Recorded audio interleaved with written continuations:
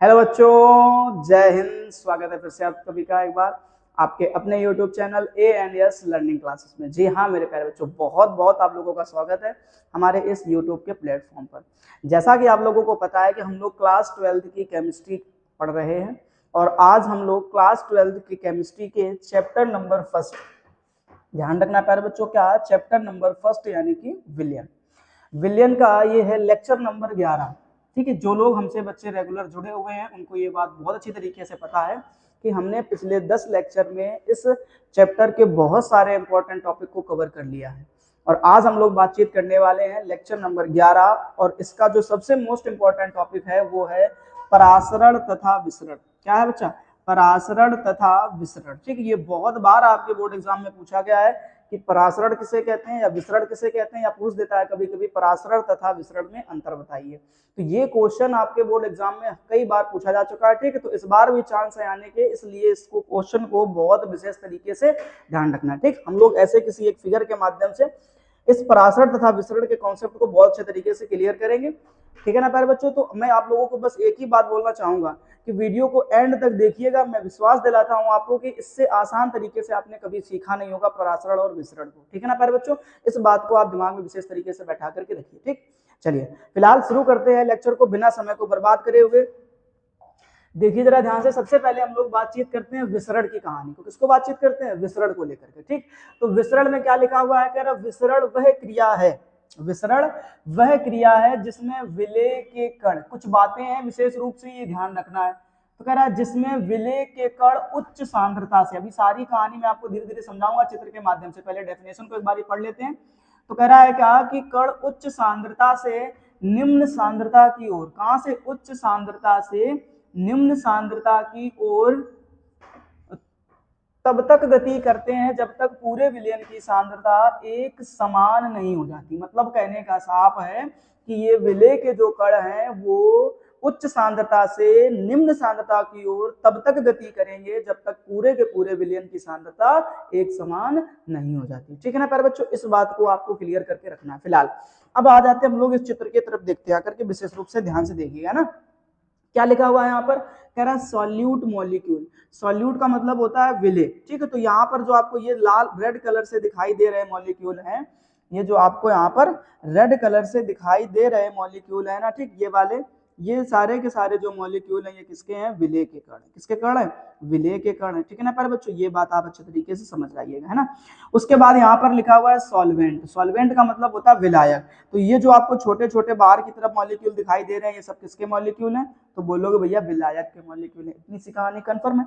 अब हमने आपसे कहा क्या कि अगर मैं केवल इतने एरिया की बातचीत करूं, अगर मैं केवल इतने एरिया की बातचीत करूं, जरा ध्यान देना जहां पर मैंने गोला कर दिया, अगर मैं केवल इतने एरिया की बातचीत करूं तो यहां पर अगर मैं बातचीत बताऊं आपको तो एक बात समझ में आती है कि इस जगह पर आपको देखने को मिल रहे होंगे कि विलेय भी यहां पर मिल गया है और विलायक भी मिल चुका है।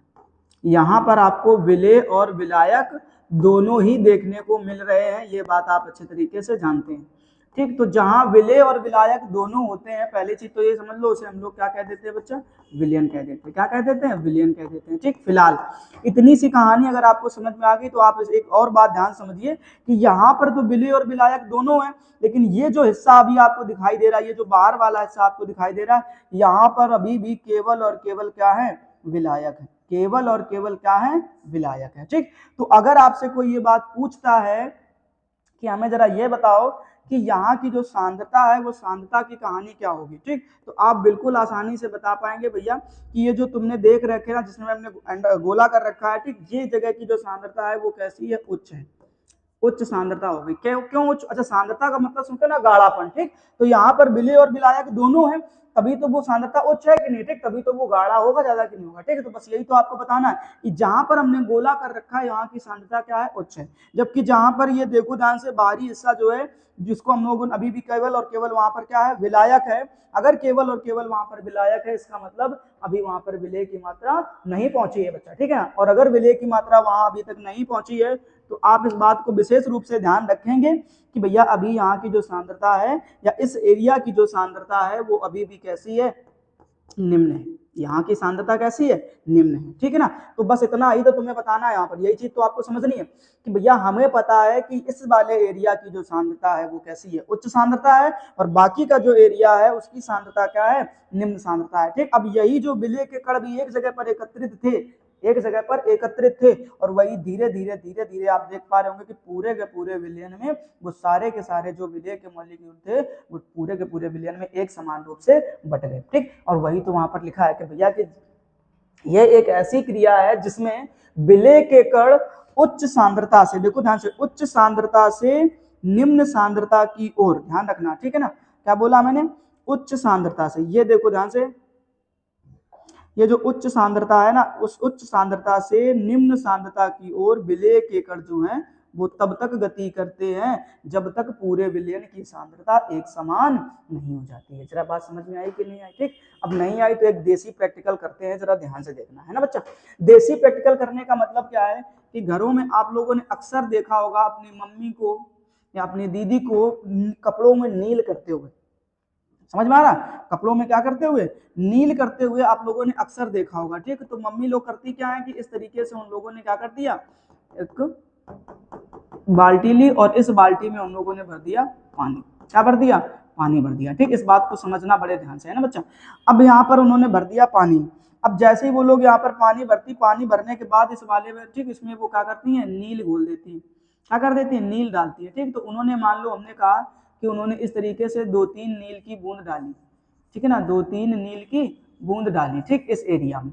तो हमें पता है जहां जहां ये नील की बूंद आई, जहां जहां ये नील की बूंद आई उस एरिया का, यानी कि ये वाला जो एरिया है, ठीक, यहाँ पर क्या बन चुका है अभी, विलयन। और ऐसा तो बिल्कुल नहीं होता कि तुमने नील की बूंद डाली और वो तुरंत घुल जाए, पहले जहां गिरेगी उस एरिया को कवर करेगी, फिर धीरे धीरे आगे की तरफ बढ़ेगी।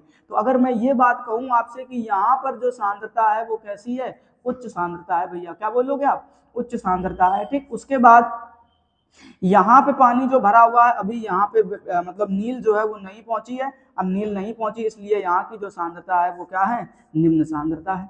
क्या बोलोगे बच्चा, यहाँ की जो सांद्रता है वो क्या है, निम्न सांद्रता है, ठीक। तो बस यही तो आपको बताना है कि भैया ये जो विलेय के कण है, यानी ये जो नील के कण है, अब ये लगातार तब तक गति करते रहेंगे जब तक कि पूरे के पूरे विलयन की सांद्रता एक समान नहीं हो जाती। और यही आपको बताना है कि भैया विलेय के कण उच्च सांद्रता से निम्न सांद्रता की ओर तब तक गति करते हैं जब तक पूरे विलयन की सांद्रता एक समान नहीं हो जाती, ठीक। इसे ही हम लोग प्यारे बच्चों कहते हैं विसरण। कहानी कंफर्म हुई कि नहीं, ठीक, ये बात ध्यान रखना है ना बच्चा। अब अगर ये चीज क्लियर हो गई तो चलो हम चलते हैं दूसरे की तरफ। तो ये तो थी हमारी किसकी कहानी, विसरण की, ठीक। अब मेरे ख्याल से आप लोगों को ये विसरण की कहानी बहुत बेहतर तरीके से समझ में आ गई होगी कि विसरण किसे कहा जाता है, ठीक है। डेफिनेशन मैंने लिख रखी ऊपर, ठीक, देख करके आप उसका स्क्रीनशॉट ले लेंगे या फिर अपने नोट्स में नोट कर लेंगे, ठीक है ना प्यारे बच्चों। चलिए अब दूसरी कहानी को समझते हैं, कह रहा परासरण। तो परासरण की क्या बात है, तो इसको भी समझ लो। तो कह रहा परासरण वह क्रिया है जिसमें विलायक के कण अर्ध पारगम्य झिल्ली, ये एक स्पेशल कहानी है, इस चीज को समझना, अभी हम दोबारा फिर से समझाएंगे आप लोगों को। कह रहा है ये क्या लिखा हुआ, अर्ध पारगम्य झिल्ली, अर्ध पारगम्य झिल्ली द्वारा निम्न सांद्रता से। अब इसकी कहानी भी समझ लो बच्चा, पहले तुमने वहां पर क्या पढ़ा था, उच्च सांद्रता, बट यहाँ पर पहले क्या आ गया, निम्न सांद्रता। तो निम्न सांद्रता से उच्च सांद्रता की ओर, अब कण किसके गति कर रहे हैं ये भी विशेष रूप से ध्यान रखना है, तो केवल और केवल विलायक। अच्छा बच्चा, यही कहानी तुमने ऊपर पढ़ा था, तो किसके कण गति कर रहे थे, विलेय के कण। अब यहाँ पर किसके कण गति कर रहे हैं, तो बोलोगे विलायक के कण, ठीक। अच्छा अब इतनी कहानी कंफर्म है कि भैया विलायक के कण जो है, अच्छा इसमें एक झिल्ली के बारे में बोल दिया गया, देखो ध्यान से, अर्ध पारगम्य झिल्ली है ना, द्वारा निम्न सांद्रता से उच्च सांद्रता की ओर सांद्रता समान, ये वाली तो कॉमन सी कहानी है। ऊपर भी वही बात लिखी थी कि भैया सांद्रता जब तक एक समान ना हो जाए तब तक गति कराते रहो लगातार, और गति होनी भी चाहिए, ठीक। अब यही चीज आप यहाँ पर समझ लो आकर के, ठीक है। हमने ये एक विलयन लिया, हमने यहाँ पर दो विलयन लिए, ठीक। अब यहाँ पर देखो लिखा बच्चा लो सॉल्यूट कंसंट्रेशन, ठीक। लो सॉल्यूट का मतलब होता है कि यहाँ पर इस वाले विलयन की जो सांद्रता है वो निम्न है, समझना बात जो है ना, इस वाले विलयन की जो सांद्रता है वो कैसी है, निम्न है, ठीक है ना। ये ध्यान रखना, इस वाले विलयन की सांद्रता निम्न है, क्योंकि देखो यहाँ पर ये जो आपको विलय के कण दिखाई दे रहे हैं रेड कलर से, वो बहुत कम मात्रा में दिख रहे हैं, ठीक, जबकि पानी देखो लगभग बराबर है एकदम से, ठीक है ना, ना कम कहीं ना ज्यादा, इधर भी सेम इधर भी सेम, ठीक। इसके बाद इधर लिखा बच्चा क्या, हाई सोल्यूट कंसंट्रेशन, मतलब कहने का साफ है कि जो इस विलयन की सांद्रता है वो कैसी है, उच्च है, इस विलयन की सांद्रता कैसी है, उच्च है, ठीक है ना, इतनी सी बात कंफर्म है कि नहीं। तो अब हमने यहाँ पर क्या करा, एक निम्न सांद्रता ली, एक उच्च सांद्रता वाला विलयन लिया, और बीच में जो तुमको ये दिखाई दे रही है ना, इस झिल्ली का नाम है सेमी परमिएबल झिल्ली, ठीक है, मेम्ब्रेन। तो सेमी परमिएबल मेम्ब्रेन का मतलब क्या होता है, तो तुम बोलोगे भैया अर्ध पारगम्य झिल्ली, क्या नाम है, अर्ध पारगम्य झिल्ली, ठीक है। हाँ, ये आपने ली अर्ध पारगम्य झिल्ली। अब पहले इसके बारे में बातचीत कर ले, अर्ध पारगम्य झिल्ली का क्या काम है। तो तुम्हें बोलना भैया अर्ध पारगम्य जो झिल्ली है ये सिर्फ और सिर्फ जो है ना विलायक के कणों को बाहर निकलने देती है, विलायक के कणों को बाहर निकलने देती है। ऐसा मान करके चलो जो घरों में हमारे आटा चालने वाली चलनी होती है, उसमें आपने देखा होगा जब हमारी मम्मी आटा चालती है, ठीक है, तो उसमें कुछ मात्रा में जो चीजें हैं वो ऊपर रह जाती हैं, और जो ज्यादा मात्रा वाली चीजें हैं वो कहाँ चली जाती है, नीचे चली जाती है। मतलब जो आटा होता है वो नीचे चला जाता है, क्यों, क्योंकि वो ज्यादा है, और ज्यादा वाले को ही हम लोग क्या कहते हैं, विलायक कहते हैं। तो मतलब जो मम्मी ने आटा चाला उसमें से आपने देखा कि जो ज्यादा मात्रा में था वो चला गया नीचे, बोले तो वो क्या था, विलायक था, और जो ऊपर रह गया भूसी वो क्या होता है, विलेय, यानी कम मात्रा में। तो बस यही तो आपको बताना है कि जो कम मात्रा वाली चीजें हैं वो ऊपर रह जाती हैं, निकलता कौन है, सिर्फ और सिर्फ विलायक के कण निकलते हैं, ठीक है ना। इस बात को समझ लो, हमने कहा आपसे कि जो विलायक के कण हैं उनका आकार जो है ये बहुत छोटा होता है, विलायक के कणों का आकार बहुत छोटा होता है, और हमने कहा जो विलेय के कण है उनका आकार बहुत बड़ा होता है। अब ये वही वाली चलनी है आटा चालने वाली, ठीक, जिसमें से आपको पता चलता है कि केवल और केवल महीन कण बाहर निकलेंगे, और महीन कण जो कण है वो किसके हैं, विलायक के, समझ रहे ना। ये जो महीन कण है ये किसके कण है, विलायक के कण है, ठीक है ना। और ये जो मोटे कण है ये किसके हैं, तो बोलोगे भैया ये तो विलेय के कण है। तो विलेय के कण तो वैसे ही नहीं निकलने वाले ना, वो तो वैसे ही ऊपर रह जाने हैं, ठीक। तो ये बात आप समझिए, तो हमने ये बात अच्छा कंफर्म हो गई। तो इस विलयन की सांद्रता निम्न है, इस विलयन की सांद्रता उच्च है, और बीच में ये जो हमने लगा रखा है इसका नाम क्या है, अर्धपारगम झिल्ली, ठीक।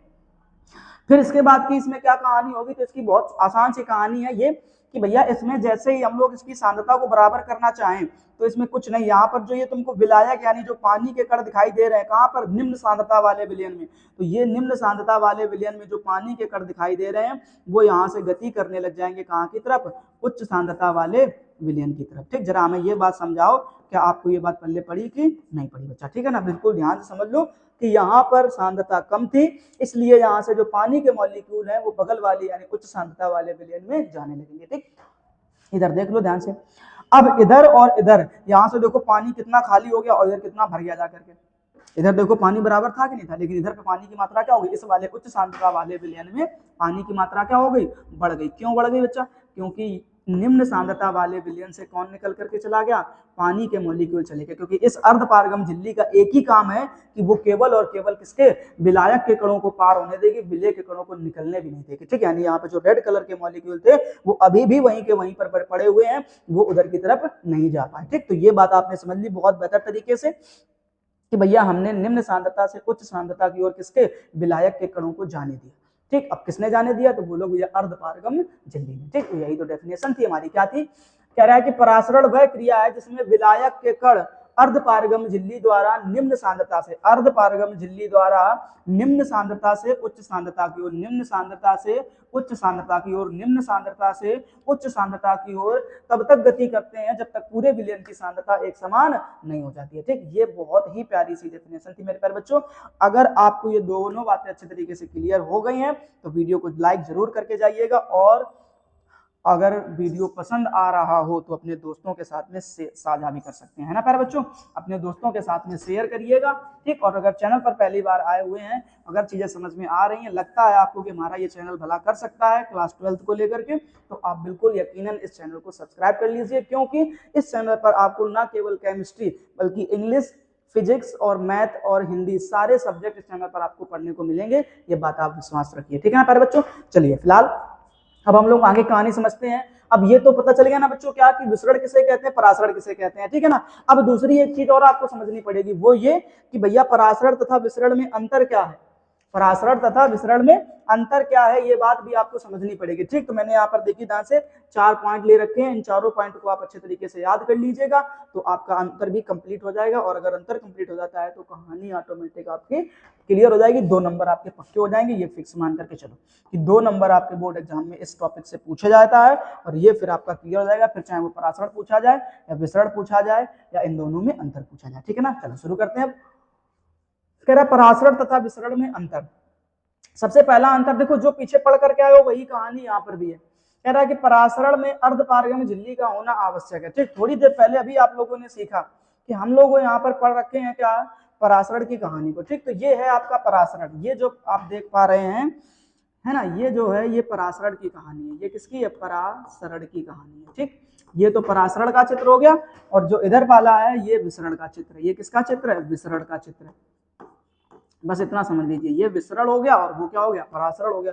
तो कह रहा परासरण में जो है ना, पहली ही अगर अंतर देखोगे तो परासरण में हम लोगों ने किस झिल्ली का, अर्धपारगम्य झिल्ली का यूज किया है। जबकि अगर हम विसरण की कहानी बताएं तो देखो इसमें कोई झिल्ली लगी है क्या, कोई झिल्ली लगाने की जरूरत नहीं है। तो पहला अंतर आपने क्या देखा कि भैया परासरण की क्रिया में अर्धपारगम्य झिल्ली का होना बड़ा आवश्यक है, जबकि विसरण की क्रिया में किसी भी झिल्ली का होना आवश्यक नहीं है।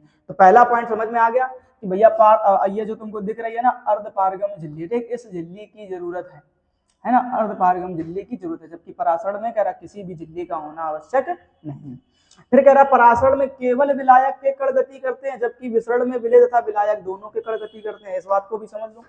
कह रहा है क्या कि परासरण में केवल विलायक के कण, केवल और केवल विलायक के कण गति करते हैं। और ये बात तो एकदम से फिक्स है। ध्यान से देखो, यहां से यहाँ की तरफ देखो कौन गया था। अगर मैं थोड़ी सी बातें आपको समझाऊं, जरा समझना ध्यान से कि यहाँ से यहाँ देखो, अच्छा विलेय के कण आपको देखो कितने दिख रहे हैं, 1 2 3 4 5 6। विलेय के कण कितने दिख रहे हैं, 6। और इधर भी देखो कितने हैं, 6, 1 2 3 4 5 6। तो क्या विलेय के कण उधर की तरफ गए क्या, बोले भैया बिल्कुल नहीं गए, लेकिन पानी जरूर कम हो गया। देखो पहले बराबर था, अब कम हो गया, उधर बढ़ गया। तो केवल और केवल किसके कण गति करे बच्चा, विलायक के कण गति करे। ठीक, और अगर केवल विलायक के कण गति करे हैं तो आप बोलोगे भैया ठीक है, कहानी समझ में आती है। जबकि यहाँ की अगर हम बातचीत करें, यहाँ पर आपको महसूस करना पड़ेगा इस बात को ध्यान से। ठीक है कि भैया ये विलायक के कण गति करे या केवल विलेय के कण गति करे। जबकि हमने इसमें क्या लिखा था, विलेय के जो कण हैं वो उच्च सांद्रता से निम्न सांद्रता की ओर जाते हैं। विलेय के जो कण हैं, ये जो दिखाई दे रहे हैं, ये विलेय के कण जो हैं वो उच्च सांद्रता से निम्न सांद्रता की ओर जाते हैं। ये बात तो फिक्स है। लेकिन क्या विलायक के कण गति नहीं कर रहे होंगे क्या, सोच के देखो एक बार, क्या विलायक के कण गति नहीं कर रहे होंगे। ठीक, आपको क्या लगता है कि मान लो पानी अपनी जगह से ना हटता तो क्या लगता है, इस नील की बूंद को क्या आगे बढ़ने देता क्या, जरा सोच के देखो। जैसे मान लो आपने कभी बस में यात्रा करी हो, ठीक है ना, बस में आपने क्या करी हो, यात्रा करी हो, और प्राइवेट बसेस हों जो एकदम भयानक भर के चलती है, एकदम ठस ठस के, ठीक है ना। अगर उस बस में अगर आप मान लो आपकी एंट्री करा दी गई पीछे से, भैया पीछे वाले गेट से, कंडक्टर ने कहा भैया पीछे वाले गेट से आ जाओ। अब पीछे वाले गेट में जैसे ही आप चढ़ते हो, बस के अंदर हुए, फिर कंडक्टर यही कहता है कि भैया आगे जाओ, आगे एकदम खाली पड़ी है। जबकि पता है कि सबसे ज्यादा भीड़ आगे ही होती है, ठीक, लेकिन फिर भी वो तुमसे कहेगा भैया आगे जाओ और आगे खाली है। अब तुम ये मान करके चलो जो बस में बहुत सारे लोग हैं वो विलायक हैं और तुम अकेले क्या हो, विलेय हो। जैसे हमने क्या बोला, कम पदार्थ वाला क्या कहलाता है, विलेय, और ज्यादा पदार्थ वाला क्या कहलाता है, विलायक। तो ज्यादा पदार्थ वाले वहां पर किसकी संख्या है, लोगों की। तो मान के चला कि पूरी बस में जितने भी लोग हैं वो सब विलायक का काम कर रहे हैं और आप अकेले क्या है, विलेय। अब आप जाना चाहते हैं कंडक्टर के कहने पर बिल्कुल आगे। कहाँ जाना चाहते हैं, बिल्कुल आगे, ड्राइवर की सीट के बगल में बैठना चाहते हैं। ठीक, तो जरा ये सोचो कि आप अपनी मर्जी से चले जाओगे क्या, सोच करके देखो। ठीक, अगर सामने वाला अगर आपको रास्ता नहीं देगा, हाँ आप जाना चाहते हो यहाँ से वहां की तरफ, आप जाना चाहते हो, ये आपका मन है, लेकिन तब जा पाओगे जब आपको जाने वाले रास्ते देंगे, समझा। ठीक, अगर उन्होंने रास्ता आपको नहीं दिया, मान लो सामने अड़ गए, नहीं निकलने देंगे, बताओ क्या कर लोगे तुम। ठीक, तो क्या लगता है आप आगे निकल पाओगे क्या, बिल्कुल भी नहीं जा पाओगे ना। तो वही कहानी है भैया, जब उन्होंने थोड़ा थोड़ा सा हटे, इधर उधर चले, तभी तो आप आगे की तरफ बढ़े।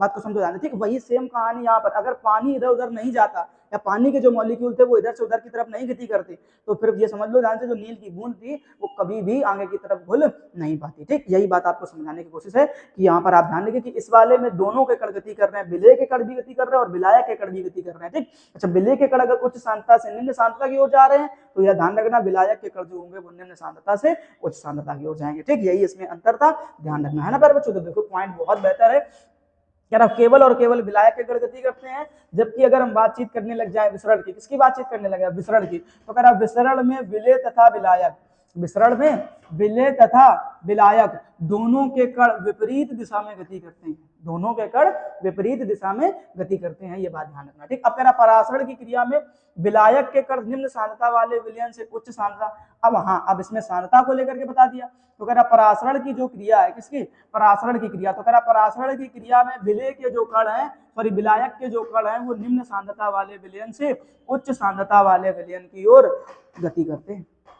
और कब तक करते हैं, तो कह रहा है क्या, सांद्रता समान होने तक गति करते हैं, ये बात समझ लो। ठीक, फिर कह रहा जबकि विसरण, जबकि अगर हम बातचीत करें विसरण में, तो विसरण में विलेय के कण जो है वो उच्च सांद्रता से निम्न सांद्रता की ओर सांद्रता समान होने तक गति करते हैं, ये भी क्या करते हैं, सांद्रता समान होने तक गति करते हैं। तो हमने 3 पॉइंट सीख लिए, पहला हमने सीखा किसको लेकर के, तो हमने झिल्ली को लेकर के सीखा, दूसरा हमने कणों की गति को लेकर सीखा, तीसरा हमने सांद्रता को लेकर के सीखा। अब चौथा लास्ट और पॉइंट देख लो कि दाब बढ़ाकर परासरण की क्रिया को, दाब आपने डाल दिया तो परासरण की क्रिया को रोका जा सकता है। ये क्या भला होगी भैया, बोले चित्र की तरफ चलते हैं तो समझ में आ जाएगा। ये आपको दिख रहा है ना, ये परासरण है। अगर हम यहाँ पर एक पिस्टन लगा दें, आप एक बात अच्छी तरीके से देख पा रहे हैं कि अगर विलेय के कण, सॉरी विलायक के कण उधर की तरफ ना जाए तो परासरण क्रिया होगी ही नहीं। तो हमने कहा आपसे कि इस वाले विलयन के ऊपर आप क्या करो, एक पिस्टन ले आओ, क्या लगाओ, एक पिस्टन लगा दो, और पिस्टन लगा करके इसमें आप क्या डालो, दाब डालो। सुनो मेरी बात ध्यान से, इसमें आप पिस्टन लगा करके क्या डालो, दाब डालो। जैसे ही आप दाब डालोगे तो जो विलायक के कण तुम्हारे, देखो ध्यान से, जो विलायक के कण ठीक उधर की तरफ गति कर रहे थे वो जाना क्या कर देंगे, बंद कर देंगे। और अगर जाना बंद कर देंगे तो यही तो कहानी किसकी हो जाएगी, परासरण की क्रिया खत्म, रुक गई परासरण क्रिया। ठीक, तो बस इसी को हम लोग बोलते हैं परासरण दाब, है ना, जो हम लोग कल नेक्स्ट लेक्चर में पढ़ेंगे, किसके बारे में, परासरण दाब के बारे में। ठीक है ना, तो इसी दाब को ही हम लोग क्या कह देते हैं, परासरण दाब कह देते हैं। ठीक, किस दाब को परासरण दाब कह देते हैं, तो बोलो भैया परासरण की क्रिया को रोकने के लिए विलयन पर डाला गया दाब परासरण दाब कहलाता। बड़ी आसान सी डेफिनेशन है कि नहीं, सोचो जरा ध्यान से। ठीक, तो ये आसान है, सच में आसान है, बड़ा आसान काम है ना, बस पढ़ना आना चाहिए, सीखना आना चाहिए बच्चा, है ना। चलो नेक्स्ट क्वेश्चन देखते हैं जरा। अब नेक्स्ट में क्या कह रहा है कि दाब बढ़ाकर परासरण की क्रिया को रोका जा सकता है। तो देख लिया आपने कि किस प्रकार से हम लोगों ने परासरण की क्रिया को क्या कर दिया, रोक दिया। कह रहा जबकि विसरण की क्रिया को नहीं रोका जा सकता है। ठीक, अब मान लो तुमने नील की 5-10 बूंदे डाल दी, अब उसके ऊपर तुम ताकत लगा जा रहे हो, मम्मी ने कहा नहीं करनी थी नील कपड़ों में, क्यों बर्बाद कर दी तुम, अपनी ताकत लगा जा रहे हो, भैया कि निकाल लें उसको, ताकत लगा करके दाब डाल करके निकाल लें, तो क्या निकाल पाओगे, क्या कभी नहीं निकलने वाली बच्चा। जितना ताकत लगाओगे, जितना दाब डालोगे, उतनी जल्दी और वो घुल जाएगी, समझ रहे ना। तो बस यही बात है आपको यहाँ पे समझना है कि क्या बोला है कि भैया जब ये तुम नील इसमें घोल चुके हो, इसमें तुम नील घोल चुके हो बच्चा, है ना, ये नील की बूंद मान लो अगर आ गई इसमें, ठीक, तो अब ये बेटा तुम इसके ऊपर चाहे जितना प्रेशर लगाओ, चाहे जितना प्रेशर लगाओ, चाहे जितना दाब डालो, जितना दाब डालोगे उतनी ही जल्दी ये घुलना पसंद करेगी, किसी भी रूप में बाहर नहीं निकाल पाओगे। इस बात को समझो प्यारे बच्चा, ठीक है ना। तो ये अगर बात आपको कंफर्म हो गई है तो आज का टॉपिक यहीं से क्लियर कर लेते हैं हम लोग, ठीक है ना, परासरण तथा विसरण में अंतर। ठीक, वीडियो लेक्चर थोड़ा सा लंबा हो जाएगा, इसलिए जो है हम लोग यहीं पे टॉपिक को कंप्लीट करते हैं, ठीक है ना। और उसके बाद हम लोग आगे बातचीत करेंगे परासरण दाब के बारे में, तो कहानी अच्छे तरीके से क्लियर हो जाएगी फिलहाल, ठीक है ना। तो आज के लेक्चर में केवल इतना ही, हम लोग फिर से मिलेंगे इसके नेक्स्ट लेक्चर में। तब तक के लिए जय हिंद, अपना ख्याल रखिए और आने वाले बोर्ड एग्जाम की तैयारी को बेहतर तरीके से करते रहिएगा, ठीक है ना प्यारे बच्चों।